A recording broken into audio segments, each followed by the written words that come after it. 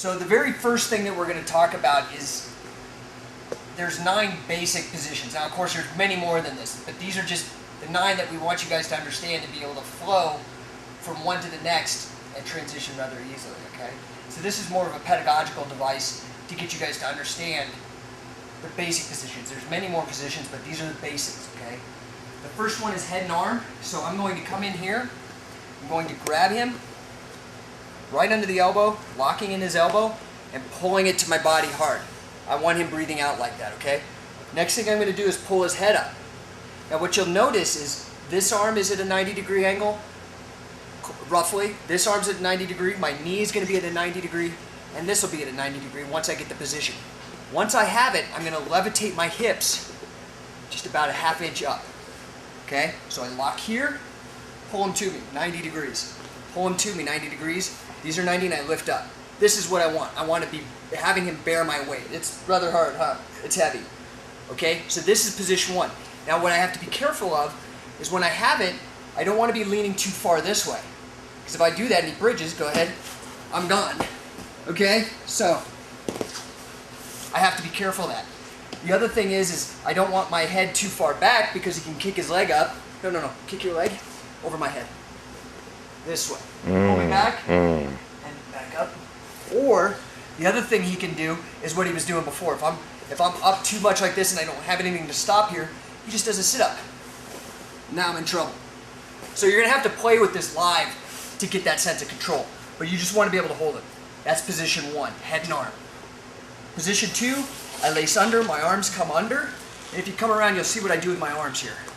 Come around here. Jay, just explain. When you say lace under, you're changing the angle of your hip. Of my hips, right. So my hips are facing up. I'm going to basically sit through, under, backwards, so now my hips are facing down. As I do that, I continue rotating my hips, trying to keep my hips and my shoulders in alignment. Now look, I'm going to shove his face and pin his bicep here. And I'm going to continue rolling and pin his face with my hip and change the arm here. So I continue pinning. Now the benefit of this is he's bearing my weight. If he were to bridge up, go ahead and bridge up, I'm on his face, not his chest. See, I'm pinning his head.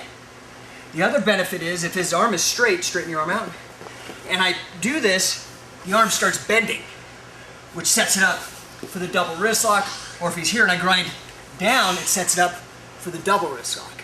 Okay? The other thing is, if he were to start to bridge, go ahead and bridge, he does that, I can reach and go for the toe. Okay? So this is position 2. Position 3, from cross body, I'm going to pivot on my hip on his face. I come here to north-south. Again, my knees aren't on the ground. I'm not being gentle on him. He's bearing all my weight. He's having a hard time. He's being very patient. This is painful. So I'm here, driving into him, making sure he's carrying the weight. So this is position 3, north-south. Now, position 4, I come around for 180, and I do a shin ride. Now that's painful for him. If you come around here and you look at his face when I do it, it's painful because my shins are on the femorals, or as I go down, it hurts even more. So I'm here, just riding. Now the benefit of this is my toes, if you come behind me and look at my toes, they're just right here. If I need to, I can just stand up again. The other thing is if you were to bridge or roll, my knees are right here. So I have that control. But meanwhile, come back down. Everything that I have is on the mat. The only thing touching the toes in any of these positions are my toes. Anything touching the mat, is my toes. So all my weight's always on the man except my toes, and those help me with my mobility. The next one is what they like to call, jiu-jitsu people like to call their guard. But we prefer to call it a Saturday night ride, or there's a million other names. But we like to think of this as a dominant position for us. So I want to stay on top. Okay? So this is Saturday night ride for me. Now the main point here is I don't want to be down here. He's going to try to pull me forward, which is his strategy, which is a good one for him. So he wants to pull me forward because when I do, my hands, I have to post on them and such. I don't have them as weapons.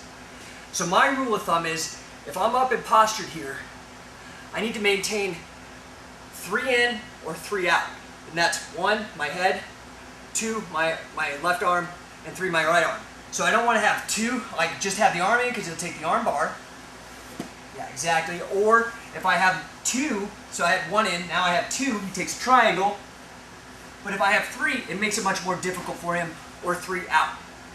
So just remember that, okay? Now go ahead and flip over. So I could flip him over very easily here. We'll talk about that later. That's not the point. This is the next position. So we go from Saturday Night Ride to crossbody with a cross face. So whenever I take my crossbody position with my opponent face down, I want to put on the cross face. I want to turn his head. This is the most important thing. I'm going to take the blade of my wrist, cross his face, and grab at the elbow here. Once I do that, I'm already set up for submissions here or whatever, so it's important to just start from this position. It's also good for turning him over for pins as well. Okay? So crossbody, crossface. I move to the last position. If you come around this way maybe, and that's rear north-south. I let the head go, and I put his head, the skull, right here in the breadbasket. And I sprawl sort of, so I'm pinning him down with it. Okay? Then the last position, with the man down, we do a reverse Shin ride. As I bring my weight back, don't do it yet, but he'll do a push-up as I bring my weight back.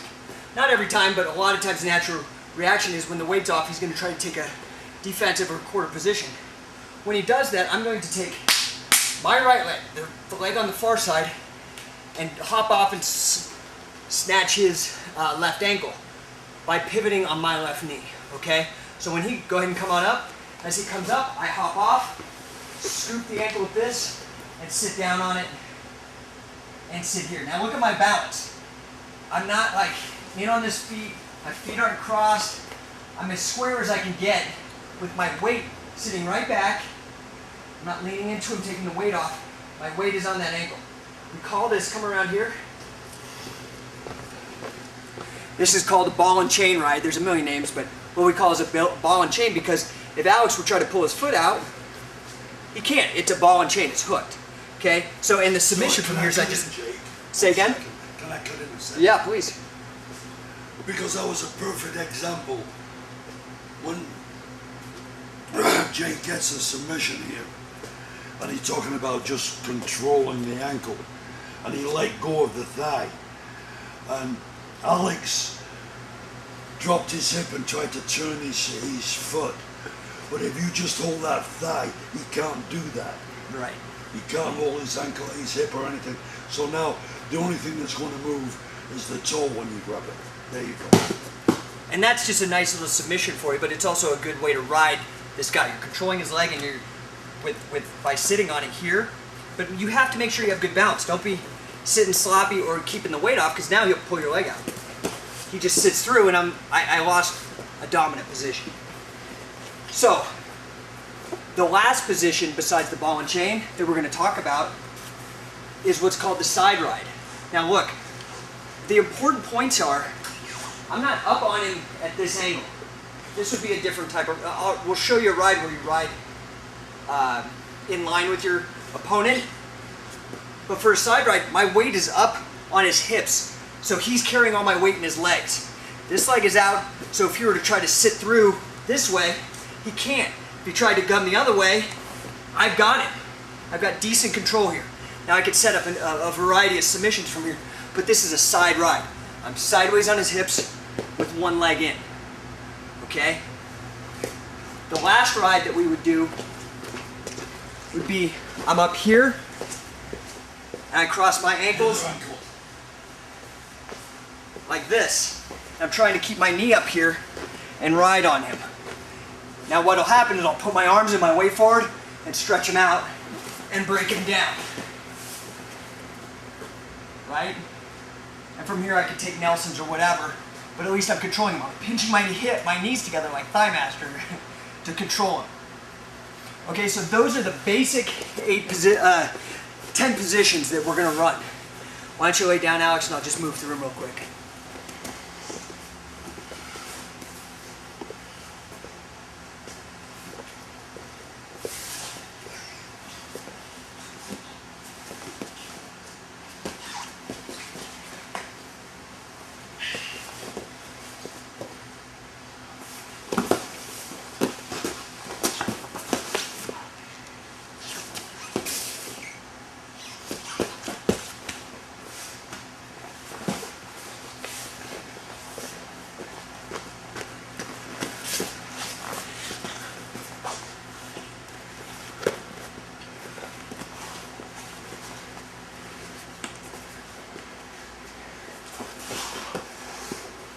So that's it.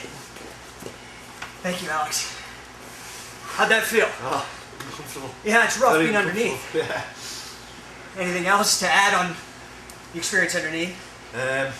Can't get my breath. When I think I've got a chance to move, I get an elbow in the face or a hip bone in the eye, something like that. It's just totally disgusting. So what we're trying to do, there's two things here.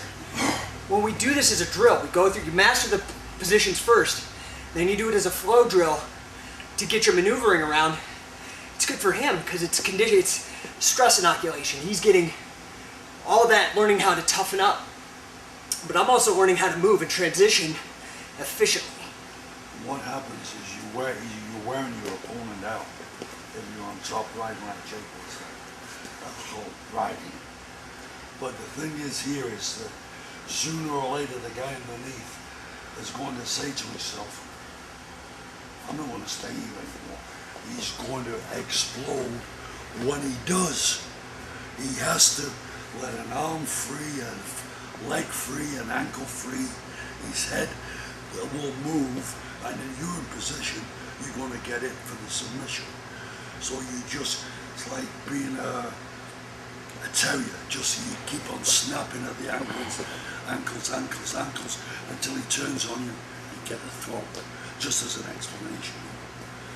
You know, you never rush this type of riding.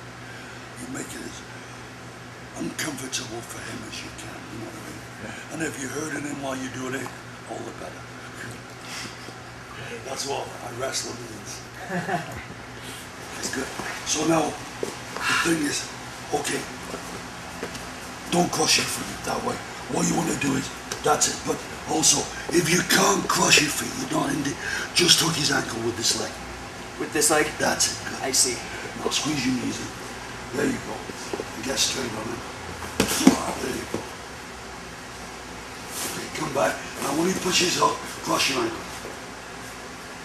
So now cross him this way? Now, yeah. Okay, now what that is that when he collapsed, you may have gone too far up his body. I see. You understand? So now what you would do is look underneath the armpits. Here? Both armpits. And push yourself back a little. There you go. Oh, I see. Now you're in position.